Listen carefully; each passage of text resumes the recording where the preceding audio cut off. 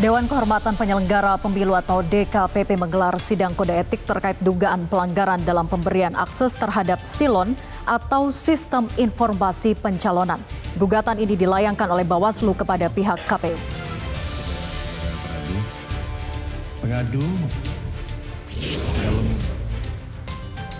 Ketua Umum Partai Demokrat Agus Harimurti Yudhoyono mengucapkan selamat atas deklarasi pasangan bakal calon presiden Anies Baswedan dan bakal calon wakil presiden Muhaimin Iskandar. AHY berharap agar pasangan Anies Muhaimin sukses dalam kontestasi pemilu 2024.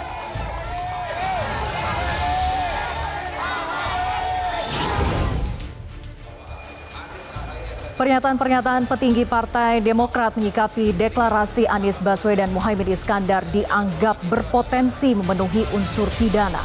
Namun Bendahara Umum DPP Partai Nasdem Ahmad Syahroni batal melaporkan petinggi Partai Demokrat ke Baris Krim Polri karena Ketua Umum Partai Nasdem Surya Paloh dan Anies Baswedan melarangnya.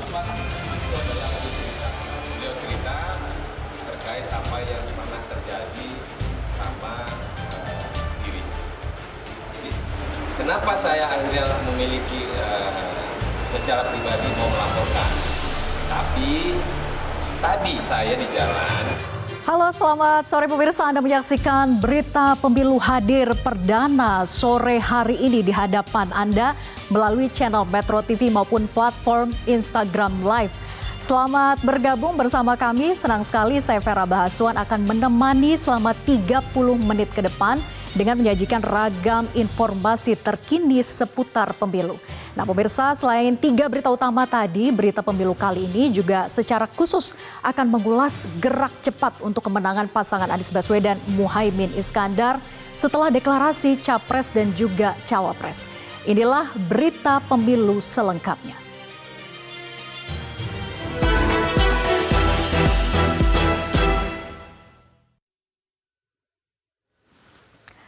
Pemirsa, Dewan Kehormatan Penyelenggara Pemilu atau DKPP menggelar sidang kode etik terkait dugaan pelanggaran dalam pemberian akses terhadap silon atau sistem informasi pencalonan. Gugatan ini dilayangkan oleh Bawaslu kepada pihak KPU.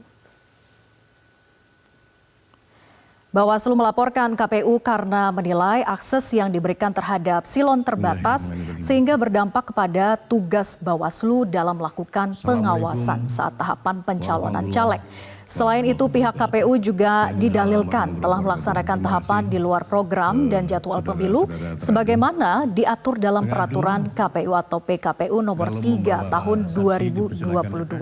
Sebelumnya persoalan akses silon mencuat usai KPU menerima berkas pendaftaran bakal caleg dari partai politik pada tanggal 1 hingga 14 Mei. Bagja mengatakan sudah 3 kali berkirim surat ke KPU namun akses silon tidak juga diakomodir oleh KPU. Ketua KPU Hashim Asyari mengatakan KPU sudah memberikan akses kepada Bawaslu, namun informasi silon untuk Bawaslu memang terbatas demi kepentingan perlindungan data pribadi. Sementara Bawaslu baru bisa mengakses silon secara penuh apabila ada temuan atau laporan.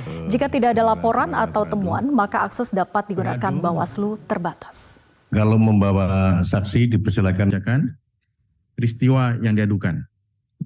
Bahwa waktu kejadian dugaan pelanggaran kode etik dan pedoman perilaku penyelenggara pemilu. Pemirsa, Presiden Joko Widodo menegaskan belum ada keputusan penerbitan peraturan pemerintah pengganti undang-undang atau Perpu untuk memajukan Pilkada 2024. Penyelenggaraan Pilkada pada 2024 saat ini diatur dalam Undang-Undang Nomor 7 Tahun 2017 tentang Pemilu, yakni pada November 2024. Presiden menjelaskan penerbitan Perpu mengenai Pilkada masih perlu dipertimbangkan. Untuk memajukan pelaksanaan Pilkada, menurutnya perlu didahului ada kajian terlebih dahulu. Sementara Wakil Presiden Ma'ruf Amin mengatakan tidak menutup kemungkinan waktu pelaksanaan Pilkada 2024 dimajukan. Menurutnya hal tersebut agar jeda antara Pilkada dan Pilpres tidak jauh. Wapres meyakini rencana KPU memajukan jadwal Pilkada memiliki tujuan yang baik. Selain alasan jarak, Wapres mendorong agar dilakukan kajian lebih dalam untuk mendasari rencana tersebut. Namun ia memastikan rencana tersebut masih dalam tahap usulan. Penyelenggaraan Pilkada 2024 masih mengacu Undang-Undang Nomor 7 Tahun 2017 tentang Pemilu, yakni digelar November 2024.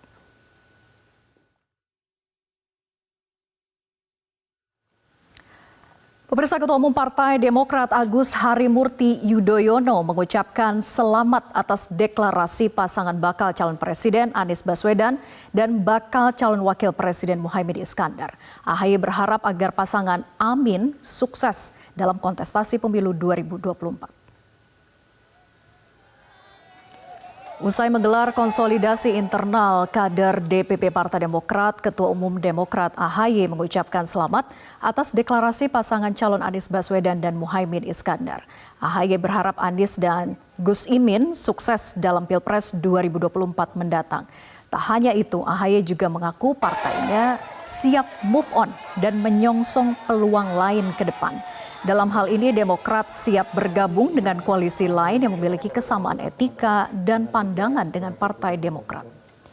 Meski demikian, AHY belum mengumumkan kemana Partai Demokrat akan berlabuh. Terkait hal tersebut akan didiskusikan lebih lanjut dalam rapat Majelis Tinggi Partai usai mendengar aspirasi dari seluruh kadernya mulai dari DPP hingga tingkat DPD. Untuk itu, pihaknya akan segera melakukan konsolidasi dengan DPD Demokrat pada Rabu mendatang. Mari kita buka lembaran baru ke depan. Kita harus segera move on. Hari ini kami, keluarga Partai Demokrat, dengan berbesar hati, dengan kerendahan hati, menyatakan move on dan siap menyongsong peluang-peluang baik di depan. Saya mengucapkan selamat kepada Bapak Anies Rashid Baswedan dan Bapak Muhaimin Iskandar yang baru saja mendeklarasikan sebagai pasangan calon presiden dan calon wakil presiden 2024 ke depan. Pemirsa, Ketua Umum Partai Kebangkitan Bangsa atau PKB Muhaimin Iskandar disebut bakal bertandang ke Partai Keadilan Sejahtera atau PKS dalam waktu dekat. Kedatangan Gus Imin ke PKS tersebut untuk membahas koalisi pasca deklarasi Anies Muhaimin di Surabaya, Jawa Timur.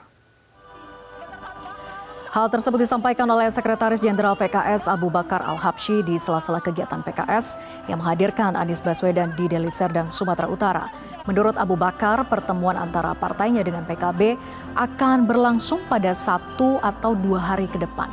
Abu Bakar menegaskan PKS tetap pada komitmen mengusung Anies Baswedan sebagai bakal calon presiden. Namun untuk pendamping Anies bakal dibahas lebih dulu oleh Majelis Syuro PKS sesuai dengan anggaran dasar dan anggaran rumah tangga partai. Kendati demikian, ia yakin hasil pembahasan bakal berbuah manis untuk koalisi perubahan untuk persatuan. Ia juga meyakini bergabungnya PKB menjadi kekuatan baru koalisi. Semangat perjuangan.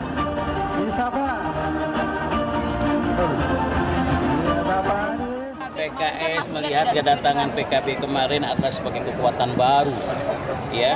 Dan saya yakin percaya juga Demokrat semoga hatinya bisa terbuka untuk comeback bersama kita. Pada dasarnya acara kita kemarin itu adalah sebuah peristiwa, ya, gabungnya PKB bersama kita. PKS menjalankan sesuai aturannya, ya, sesuai pasal ADART, sehingga dia harus majelis syuro dulu. Sore ini insya Allah dalam 1-2 hari ini PKB akan datang ke PKS.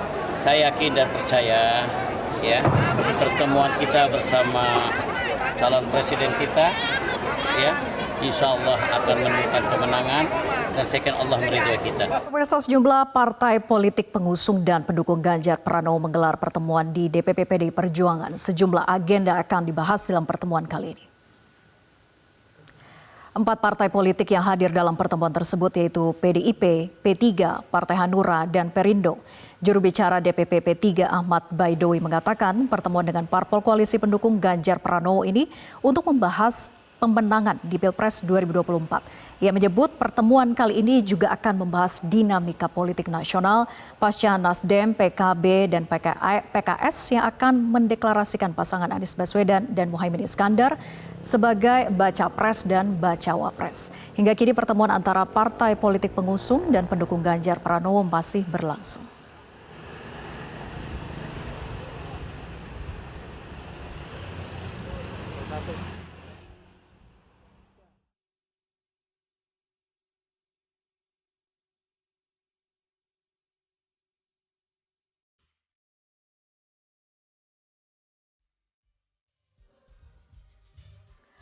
Pemirsa, berita pemilu akan kembali usai jeda, di antaranya dengan Bendahara Umum DPP Partai Nasdem Ahmad Syahroni batal melaporkan petinggi Partai Demokrat ke Bareskrim Polri.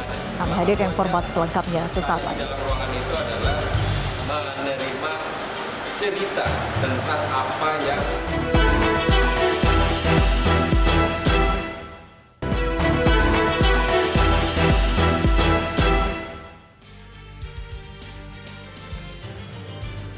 Kembali bersama kami di Berita Pemilu dan Anda juga dapat menyaksikan secara langsung melalui Instagram Live.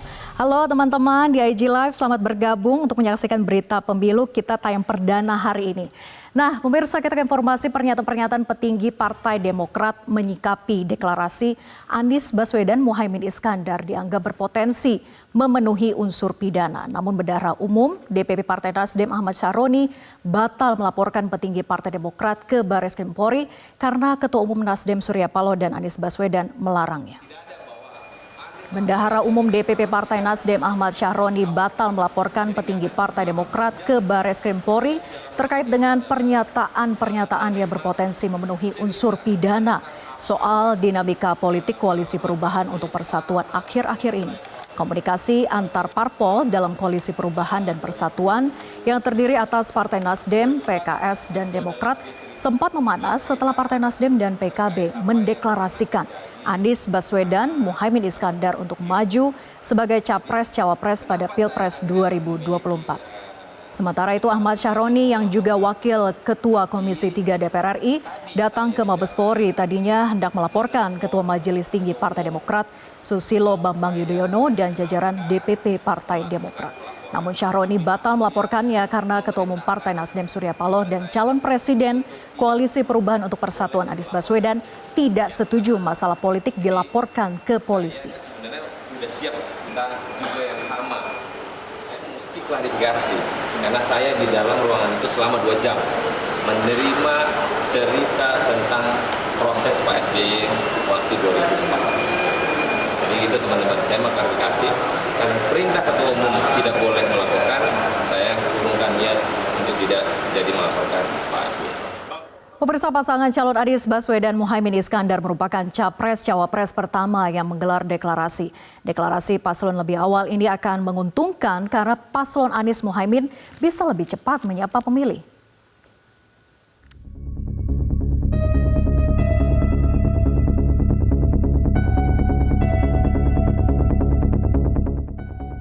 Koalisi Perubahan untuk Persatuan KPP menjadi koalisi pertama yang memiliki bakal calon presiden, bakal calon wakil presiden setelah mendeklarasikan pasangan Anies Baswedan Muhaimin Iskandar di Surabaya, Jawa Timur pada Sabtu lalu. Deklarasi duet Anies Baswedan Muhaimin Iskandar memiliki banyak waktu untuk mensosialisasikan pasangannya kepada masyarakat. Partai politik pengusung, yakni Partai Nasdem, Partai Kebangkitan Bangsa, dan Partai Keadilan Sejahtera juga bisa langsung melakukan kerja-kerja politik, melakukan konsolidasi, menyusun program, dan langkah strategis lainnya. Masyarakat juga jadi mengenal dan mengetahui lebih dini pasangan calon dan bisa langsung mengasosiasikan diri dengan pasangan calon tersebut. Setelah deklarasi Anies Muhaimin atau Amin, Anies Baswedan langsung tancap gas. Anies menghadiri kegiatan Partai Keadilan Sejahtera yang berlangsung di Deli Serdang, Sumatera Utara. Dalam kesempatan ini, Anies mengatakan Koalisi Perubahan untuk Persatuan terus bergerak sebagai satu kesatuan. Koalisi Perubahan ini terus bergerak sebagai satu kesatuan. Kemarin bergabung Partai Kebangkitan Bangsa, PKB, dalam koalisi Perubahan. Bapak Ibu sekalian, saya ingin tegaskan di sini, arah kita tetap sama, perubahan. Kita ingin menghadirkan keadilan, kita ingin menghadirkan kesetaraan, kita ingin terjadi peningkatan kesejahteraan dan rasa keadilan bagi seluruh rakyat Indonesia. Arah ini akan kita pegang terus. Kita hormati yang memilih tidak bersama, tapi kita sambut yang memilih berjuang bersama dengan kita. Alhamdulillah wa syukurillah karena apa yang sudah lama PKS inginkan agar Mas Anies segera mendapatkan pasangan cawapresnya terwujud ya, karena buat kami waktu sangat pendek ya, sekarang kurang dari 6 bulan. Dua koalisi parpol capres lainnya, yakni Ganjar Pranowo dari PDI Perjuangan dan Prabowo Subianto dari Partai Gerindra, hingga kini belum mendeklarasikan capres-cawapres karena masing-masing koalisi belum sepakat soal cawapres. Dua poros koalisi itu ketinggalan selangkah dari Koalisi Perubahan untuk Persatuan yang sudah lebih dulu mendeklarasikan Anies Baswedan Muhaimin Iskandar. Tim Liputan Metro TV. Pemirsa, usai dideklarasikan sebagai baca pres dan bacawa pres, lalu seperti apa langkah selanjutnya yang akan ditempuh pasangan Anies Baswedan dan Muhaimin Iskandar untuk meraih kemenangan di Pilpres 2024. Kita sudah terhubung dengan Wakil Ketua Umum PKB Jazilul Fawait. Selamat sore, Gus Jazil. Selamat sore Vera, apa kabar? Sehat semuanya? Baik, oke Gus Jazil. Pasangan baca pres dan bacawa pres Anies dan juga Muhaimin ini kan dikatakan sebagai pasangan yang pionir begitu ya untuk mendeklarasikan diri. Tapi setelah deklarasi kemudian apa langkah selanjutnya? Apakah juga ini termasuk mensolidkan suara Nahdien? Ya, tentu setelah dideklarasikan Presiden dan calon Presiden Mas Anies dan Gus Imin yang kita sebut sebagai pasangan Amin. Semua mengaminkan. Semua sekarang sedang kerja deklarasikan. Kami sudah berkomitmen dengan Nasdem dan dengan partai yang lain untuk segera kerja ke lapangan. Mas Anies kemarin sudah datang ke Sumatera Utara, Jalan Sehat, dan besok Gus Muhaimin akan hadir di acara Musabaqah Tilawatil Quran tingkat internasional di Banjarmasin di Tanah Laut tepatnya. Dan kami Nasdem dan PKB segera menyusun tim secara resmi untuk kemudian bekerja mensosialisasikan visi dan gagasan yang akan dibawa oleh pasangan Amin, Anies Gus Muhaimin. Karena memang kita akan bergerak lebih cepat sebelum pasangan atau koalisi lain mengumumkan. Jadi kami semuanya, kami minta utamanya para kader, simpatisan, pengurus PKB, termasuk juga warga Nahdien yang memiliki ikatan dengan kiai dan santri. Ini cicit pendiri PKB, pendiri NU. Ini cicit Kiai Bisri Sansuri sedang bertanding, sedang berjuang untuk membawa beban sejarah, tanggung jawab sejarah. Gus Muhaimin sedang membawa tanggung jawab sejarah kelahiran Nahdlatul Ulama untuk memberikan dan membantu para warga masyarakat Nahdien pada khususnya. Oke, baik. Jadi saya yakin para kiai, para ulama yang memiliki dan memperhatikan sejarah kelahiran Nahdlatul Ulama akan restu sekaligus bekerja untuk pasangan Amin ini. Oke, bekerja untuk mensolidkan suara supaya Nahdien satu suara mendukung Anies Amin begitu ya, atau pasangan Amin. Tapi kita sebelum melanjutkan diskusinya, Gus Jazil, ini juga ada komentar dari para netizen ataupun juga pemirsa kita terkait dengan pasangan Amin ini. Kita simak bersama. Ini langkah yang tepat ya, apalagi untuk memilih pemilih dari Jawa Timur, karena kan Jawa Timur notabene adalah NU gitu kan. Mungkin dari suara dari PKB ini membantu Anies untuk mendongkrak suaranya sih. Kalau dari sisi pemilihan sih saya kira itu langkah yang tepat. Keduanya punya latar belakang yang menarik ya Mas ya. Apalagi kalau misalnya Anies sendiri itu dari HMI, kalau misalnya Caimin itu dari PMII, tapi keduanya sama-sama dari UGM, jadi mereka punya kedekatan tersendiri juga, ada punya masing-masing ada kesamaan lah ya. Ada kesamaan pandangan dari politik juga. Ini juga akan menarik juga sih karena bisa dibilang akan lebih mudah nih dari mereka berdua untuk lebih sevisi misi. Gus Jazil, ternyata respon warga positif gitu ya menyambut dari pasangan Anies dan juga Muhaimin ini. Tapi begini, kalau menyangkut dengan mensolidkan suara Nahdien, kita tahu bahwa di PKB sendiri ataupun juga di Nahdien, di NU sendiri itu banyak faksi begitu. Ada faksi yang memang sesuai dengan Gus Imin, tapi juga ada faksi misalnya Gus Durian dan lain sebagainya. Nah, pertanyaan saya, mensolidkan ini bagaimana sebagai PR yang harus dituntaskan oleh Gus Imin? Terlebih kalau saya menyinggung wanti-wanti dari Gus Yahya ini, Gus Jazil, jangan tarik NU dalam politik. Tidak ada perwakilan NU di politik, tidak ada kiai sepuh yang mendukung pencalonan Amin. Bagaimana respon Anda, Gus Jazil? Tentu kita tahu bersama-sama bahwa sejarah kelahiran PKB itu difasilitasi oleh PBNU dan para kiai-kiai Nahdlatul Ulama. Dan memang ketika itu bukan hanya PKB, karena memang kiai-kiai Nahdlatul Ulama juga membuat atau membentuk partai-partai yang lain. Namun alhamdulillah partai-partai yang lain yang berhaluan Ahlus Sunnah wal Jamaah yang ada di parlemen, satu-satunya hari ini adalah Partai Kebangkitan Bangsa. Dan basisnya ada di Jawa Timur. Oleh sebab itu saya yakin meskipun ada aliran-aliran yang berbeda, kami menghargai semua perbedaan.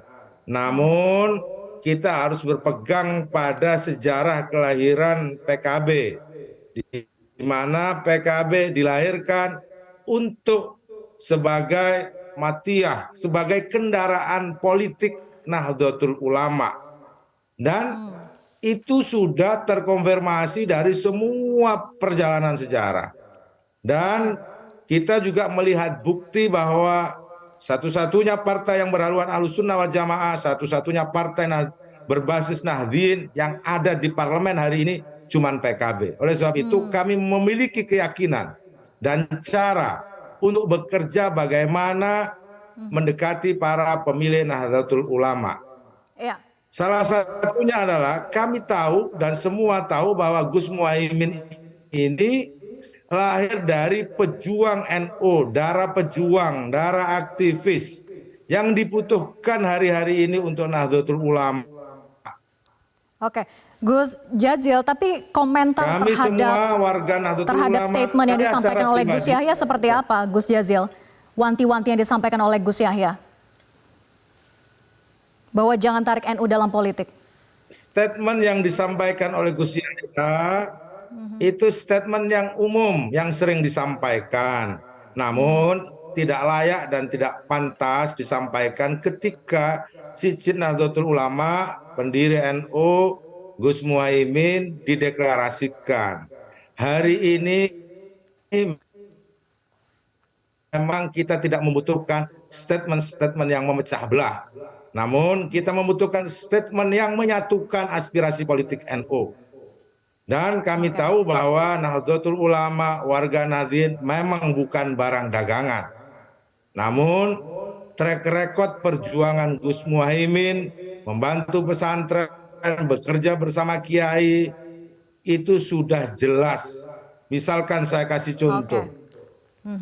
Lahirnya undang-undang pesantren itu diinisiasi oleh Partai Kebangkitan Bangsa.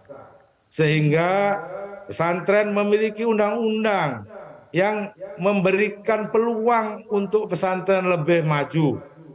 Itu salah satu contoh.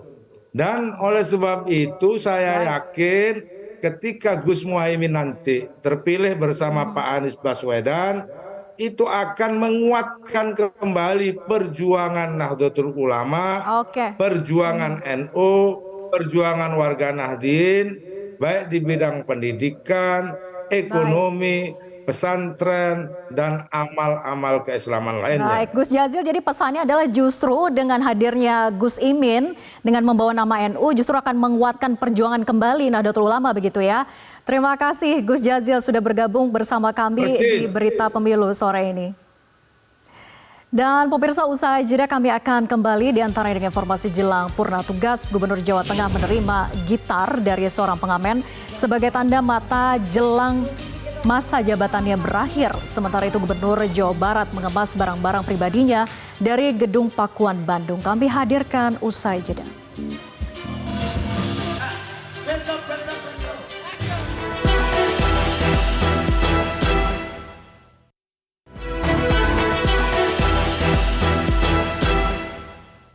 Pemirsa, jelang purna tugas, Gubernur Jawa Tengah menerima gitar dari seorang pengamen sebagai tanda mata jelang masa jabatannya berakhir.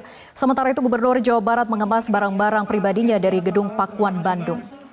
Seorang pengamen jalanan yang tergabung dalam Institut Musik Jalanan atau IMJ bernama Tumono memberikan gitar kesayangannya untuk Gubernur Jawa Tengah Ganjar Pranowo yang memberikan gitar sebagai kenang-kenangan sebelum Ganjar mengakhiri masa jabatannya. Tumono menyebutkan gitar ini bersejarah lantaran menjadi sumber pendapatannya untuk mengamen sebelum beralih menggunakan angklung. Ganjar menyampaikan terima kasih kepada Tumono dan mengaku tidak menyangka apalagi gitar ini memiliki nilai sejarah bagi pemiliknya. Sementara itu menjelang purna tugas sebagai Gubernur Jawa Barat yang akan berakhir pada 5 September 2023, Ridwan Kamil beserta istri mengemas barang-barang pribadinya di rumah dinas Gedung Pakuan Bandung. 5 tahun menetap di Gedung Negara ini, Emil mengungkapkan banyak hal yang tercipta. Ridwan Kamil tak kuasa menahan air matanya karena peristiwa meninggalnya putra kesayangan, Emeril Khan Mumtaz, menjadi memori yang tidak mudah untuk dilupakan di tengah banyaknya karya yang tercipta selama 5 tahun tinggal di Gedung Pakuan. Seiring habisnya masa kepemimpinannya, Emil dan keluarga pun berkemas membawa barang-barang pribadi yang masih tersisa, dari mulai foto, lukisan, hingga bantal kesayangan.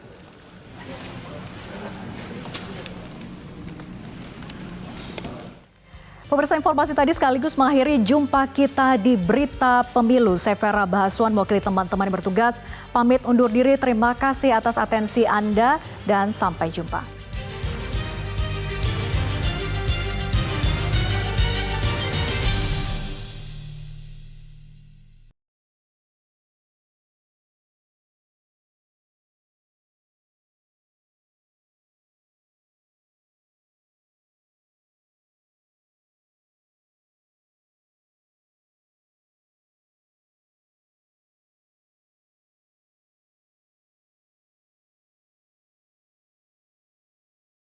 Metro TV.